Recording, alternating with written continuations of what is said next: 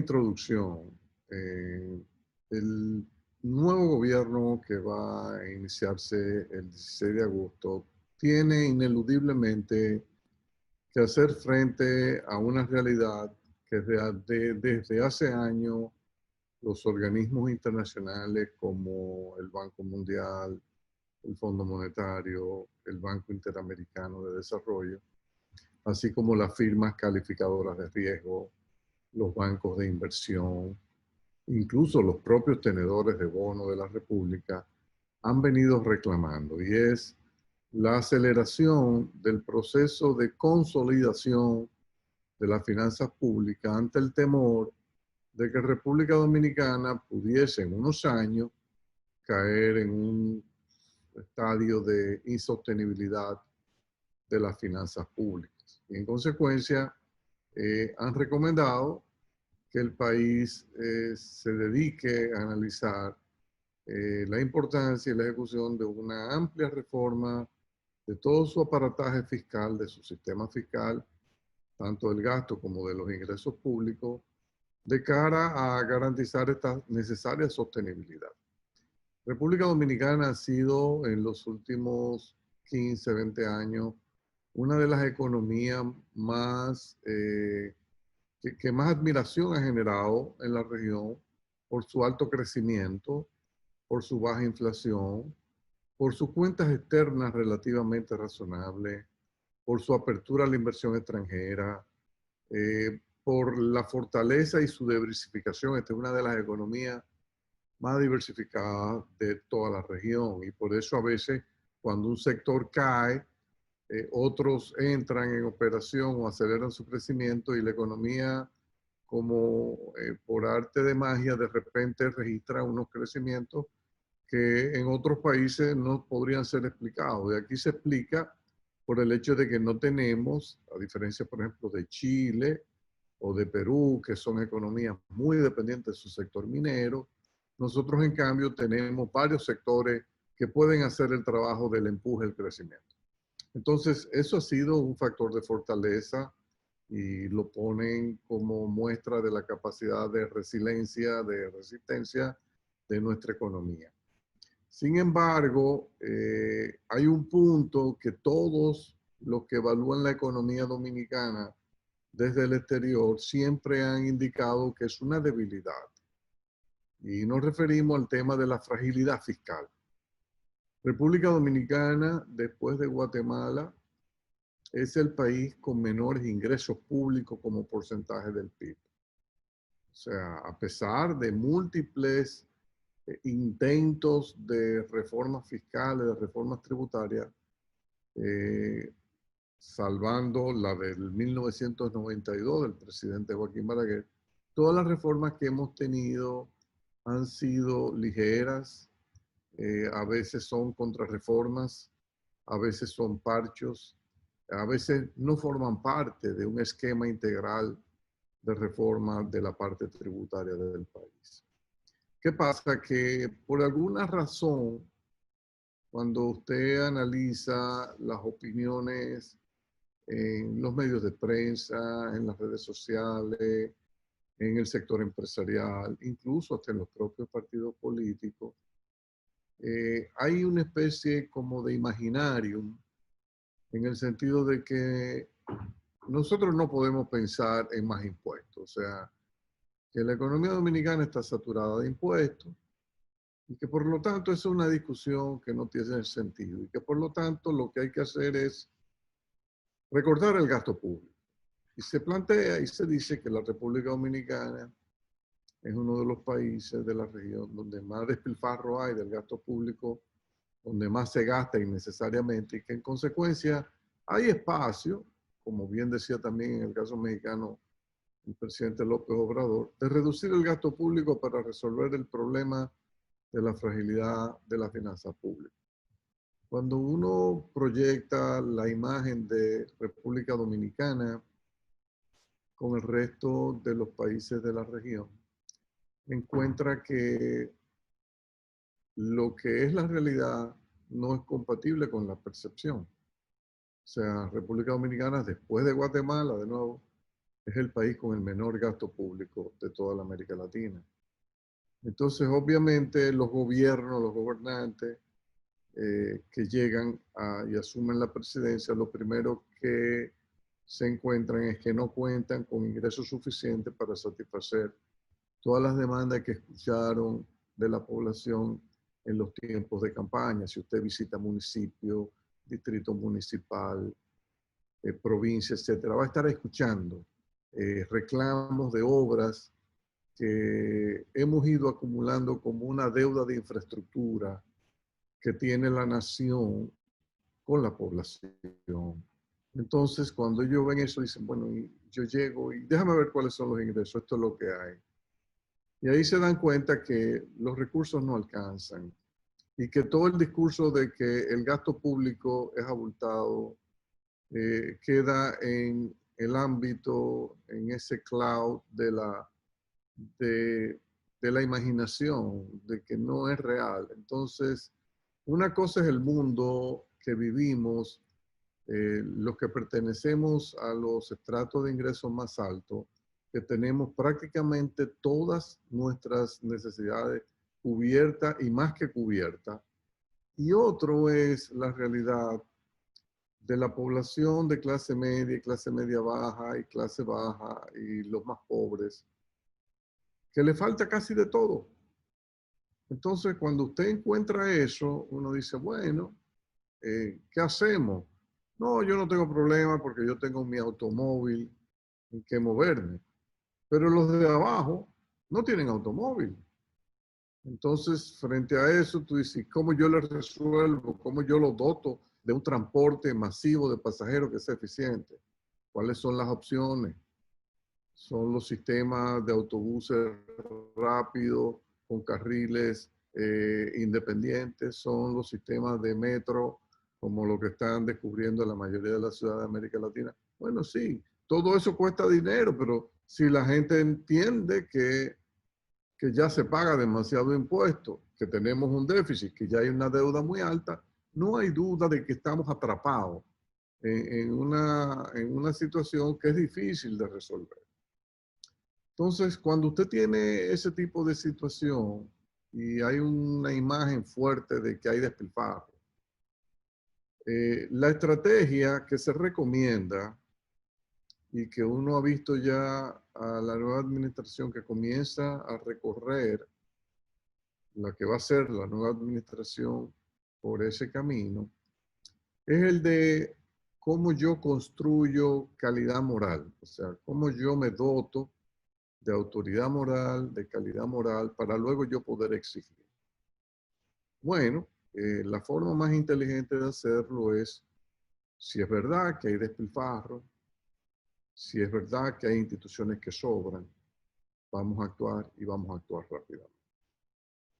Entonces, ustedes han visto a las autoridades que van a asumir el próximo 16 de agosto con un discurso y aparentemente que se va a transformar en una acción definitiva de tratar de desmantelar una serie de entidades que sin lugar a duda no hay forma de justificar.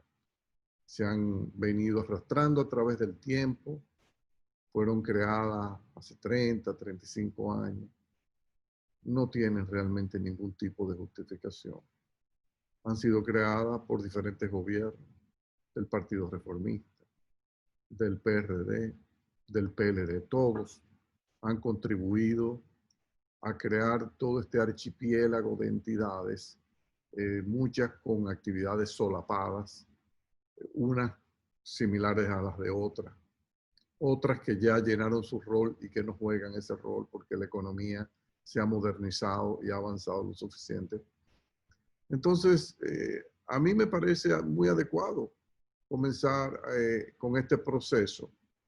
El único punto que uno llama la atención es que en la coyuntura que estamos viviendo ahora, de una, de una contracción económica provocada por un virus, una pandemia terrible, los que van a ejecutar este proceso de racionalización del gasto público, racionalización del Estado, reforma del Estado, achicamiento del Estado, tienen que tener extremo cuidado de que eso no derive en una contracción adicional de la demanda agregada. Y por eso hemos planteado que todos los ahorros que se generen de este proceso de reforma del Estado, inmediatamente el gobierno lo pueda destinar y tiene que tener habilitados esos programas, con programas que representen o que conlleven una reactivación de la economía. Porque si no, se van a dar cuenta que en febrero, marzo del año que viene, vamos a tener el problema económico mucho más agravado, vamos a tener más agravado el problema del desempleo, y uno entiende que eso no es lo que se persigue. Yo creo que lo que se persigue es, miren, vamos a demostrarle a la población que nosotros venimos con una política de racionalización del gasto público, pero después le vamos a listar a esa misma población una serie de demandas que tiene la propia población de obras de infraestructura, de acciones sociales, de acciones en el área de la salud, que cuestan dinero y que con los ahorros que yo he hecho, más el déficit que vengo arrastrando, no lo puedo cubrir. Y que en consecuencia necesito que todos entiendan, necesitamos que todos entiendan que es necesaria después que completamos la racionalización del gasto público, necesitamos una reingeniería del aparato tributario del país, pero que sea una reingeniería que lo dote de más capacidad para elevar su recaudación. ¿De cuánto estamos hablando? O sea, ¿cuánto es que necesitamos? Bueno, siendo realista, yo soy de la opinión de que todo lo que ahorremos con racionalización del gasto público, que dudo que llegue a 1% del PIB, lo vamos a necesitar devolver con otro tipo de obras que vamos a necesitar. O sea, por ahí el déficit no se reduce. El déficit del sector público consolidado este año va a terminar cerca del 7%, y cuidado, 7% del PIB. Para nosotros llegar a un número, a un equilibrio, por ejemplo, por lo menos un balance cero, o un superávit primario que nos permita cubrir el pago de intereses y que todo el financiamiento externo se dedique únicamente interno a inversión en obras de infraestructura, nosotros vamos a necesitar un ajuste bastante serio. Un ajuste que probablemente va a estar en la vecindad del 4% del PIB. Cuando Balaguer tuvo que hacer el ajuste del 92, se le planteó que se necesitaba más de 3% del PIB y se logró 3.1% del PIB. O sea, no es la primera vez que República Dominicana cometería algo de esta magnitud. Pero de nuevo, esto tiene que esperar. Todo lo que se vaya a hacer en materia tributaria, nosotros entendemos que esa es una discusión que tiene sentido una vez la economía ya entra en su fase de recuperación. Y eso va a ocurrir en el año 2021. Eso no va a ocurrir en este año. En consecuencia, el presupuesto que se va a someter al Congreso este año 2020 para el año 2021, en adición al nuevo complementario que probablemente va a haber que introducir, necesariamente va a tener que dejar fuera el aspecto de una nueva tributación. Eso probablemente entraría en efecto en una reforma del presupuesto del año 2021, si es que la economía ya en el año 21 comienza a dar señales de vigor, de dinamismo, que ameriten tener esa discusión. Si no, tendría que esperar probablemente el año 2022. Yo sé que hay un riesgo alto, y es que uno no está seguro de la actitud que tienen los mercados globales de capital frente a esta situación. Nosotros vamos a tener posiblemente una revisión de las calificaciones de riesgo de República Dominicana a más tardar septiembre, octubre de este año. Si a mí me preguntasen qué yo esperaría de la revisión que van a hacer Moody's, Standard & Poor's y Fitch, yo no tengo una expectativa positiva. Creo que viene una situación que no nos va a gustar. Y no nos va a gustar porque ya estamos en unas perspectivas negativas. Ellos van a ver cómo va el manejo de la crisis, cuál va a ser la caída del crecimiento. Fíjense que inicialmente se dijo que iba a ser un crecimiento cero. Es muy difícil que terminemos en un crecimiento cero y probablemente vamos a quedar en crecimiento negativo. ¿Cuánto va a ser ese crecimiento negativo? Bueno, posiblemente eso va a estar en la vecindad entre menos 2.5, menos 3%. Hay gente que plantea que no, que va a ser todavía más dramático, menos 4, menos 5. Bueno, si ahí es que terminamos, y esa es la imagen que tiene la calificadora, el fondo, el país tiene que prepararse para una rebaja en su calificación de riesgo soberano. Eso nos va a poner la situación un poquito más complicada con el acceso a los mercados de capitales, a no ser que el gobierno pueda desde ya preparar una historia de lo que hemos sido y una película de lo que vamos a hacer.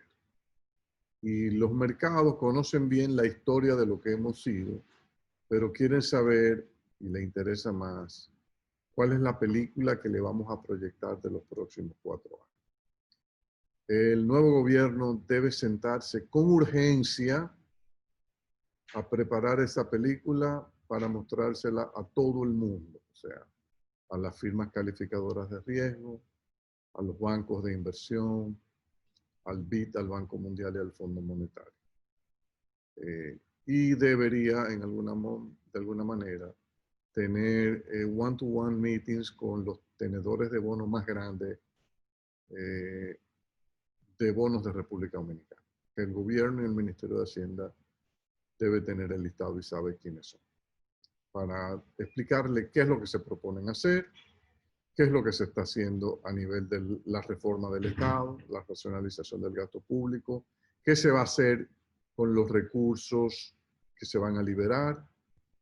Eviten decirle que esos recursos que se van a liberar los vamos a utilizar para ahorrarlos. Si le dicen eso, la impresión que se van a llevar es que el equipo económico del gobierno no tiene idea de lo que es la situación macroeconómica del país. Lo que más le preocupa a los tenedores de bono en este momento es una caída dramática del crecimiento, porque eso colocaría al país en una situación de bajísima posibilidades de levantar ingresos fiscales y en consecuencia nuestro paso a caer en la trayectoria de una curva de total insostenibilidad de la deuda pública se va a acelerar. Entonces eviten decirle eso y plantearle esquemas que ellos puedan interpretar como que el equipo económico del país es un equipo económico que proviene de la escuela austríaca. La escuela austríaca de Hayek, von Mises, fueron economistas que planteaban que el Estado no debe hacer nada en situaciones incluso de depresión porque automáticamente el mercado poco a poco va a ir corrigiendo y llevando la economía a su situación de equilibrio. Si le hacen esos planteamientos, es posible que algunos tenedores de bonos grandes de la República procedan a liquidar sus posiciones en Dominicana y lleguen a la conclusión de que este es el tiempo de salir. Entonces, evitemos eso. Seamos coherentes, seamos consistentes con el discurso macroeconómico.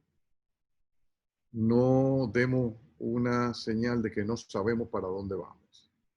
Yo creo que este primer paso de la reforma del Estado y racionalización del gasto, ustedes pueden tener al BID como socio importante. El BID ha estado empujando este tema desde hace un buen tiempo. Nosotros inclusive en la Fundación de Economía y Desarrollo nos involucramos con el BID en la preparación de lo que eran los lineamientos generales de una reingeniería del gasto público, pero siempre orientada a liberar recursos que sabíamos que íbamos a necesitar para levantar, por ejemplo, el ridículamente bajo nivel de gasto en obras de infraestructura física que tiene el país, que es uno de los más bajos de la región. Y mucha gente dice, bueno, pero República Dominicana ha ido logrando consolidar sus cuentas fiscales. Sí, pero lo ha hecho reduciendo la inversión pública. En consecuencia, esa consolidación hasta cierto punto es ficticia porque cuando nosotros la ponemos de lado de los países del Asia, que tienen una inversión cercana al 5 o al 6% del PIB y nosotros estamos con 2.3, obviamente que es una burla, es un relajo, no, eso no guarda ningún sentido con el atraso que tenemos nosotros en obras de infraestructura física. Consecuencia, yo pienso que todo el planteamiento de hacer una reforma del Estado se caía de la mata. Yo creo que su tiempo le llegó. Hay que hacerla. El hecho de que estemos en una crisis macroeconómica con contracción no invalida que se ejecute, se puede ejecutar siempre y cuando tengamos la pericia de que el dinero que se libere de todo ese proceso, en la medida en que se vaya liberando, de alguna manera el gobierno va a ser lo suficientemente inteligente para recanalizarlo a la demanda agregada a través de la provisión de bienes, servicios, obras de infraestructura, lo que se entienda conveniente para estimular la creación de empleo fundamentalmente y cualquier otro objetivo de asistencia social. O sea, hay un espacio importante para esto y nosotros entendemos que ese es el cuidado que hay que tener. En el próximo segmento vamos a analizar algunos de los planteamientos, específicamente el que hizo el presidente electo con relación al FOMPER, la eliminación del FOMPER, que nosotros creemos que es un tema interesante también. Era una de las entidades que nosotros en las discusiones que tuvimos con el BID, la Fundación de Economía y Desarrollo, planteaba su eliminación, pero no para desaparecer en sí la función, sino que estábamos planteando la creación, vamos a conversar de eso, una nueva entidad que va a aglutinar todos los activos del sector público. Volvemos en un momento.